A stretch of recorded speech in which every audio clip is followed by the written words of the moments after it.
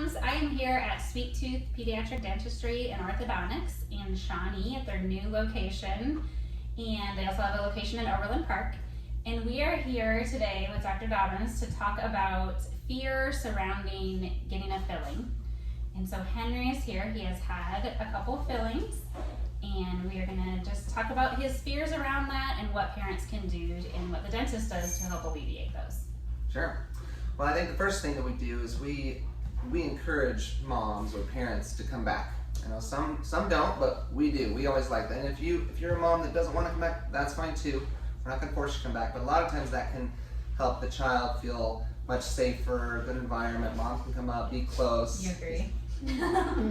Hold the hand or touching the leg, that can go a long ways. Some of the other things we do is up top, we have Disney Plus, so we can turn on a movie or a show. The next step, we again talk them through it, make sure they know everything that's going on. We will let them touch and feel what it is that we're going to be using because they have a different feel on the tooth. Some are bumpy, some are smooth, but they all make noise. And so we'll go through the noises, say it sounds like an airplane or this is my dump truck, that sort of thing. And then what we do is we have a little topical jelly that we'll use, and the topical jelly does a little bit of numbing, kind of like Oragel.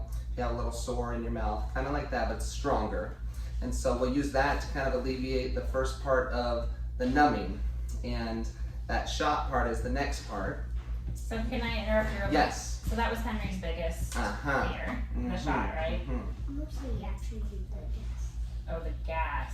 Maybe The talk gas. about that. So for the shot, do you recommend parents prep the kid that it's going to be a shot, or if they don't know, don't discuss it?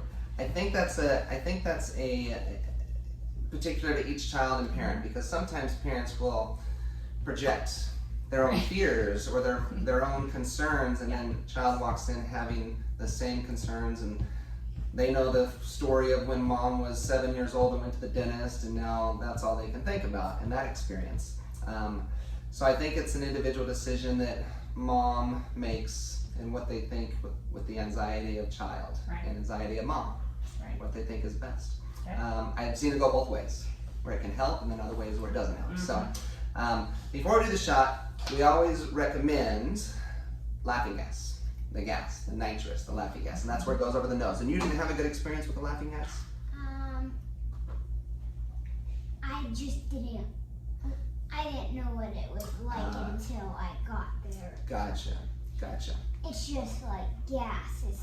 I thought it would be like actual gets you to sleep.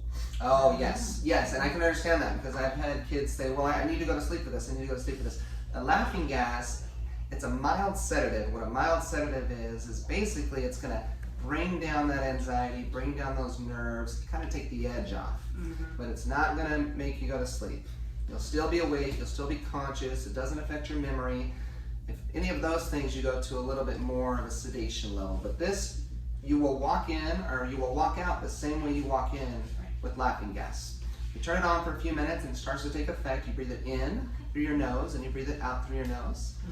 And once you feel a little bit of that, then we can get started.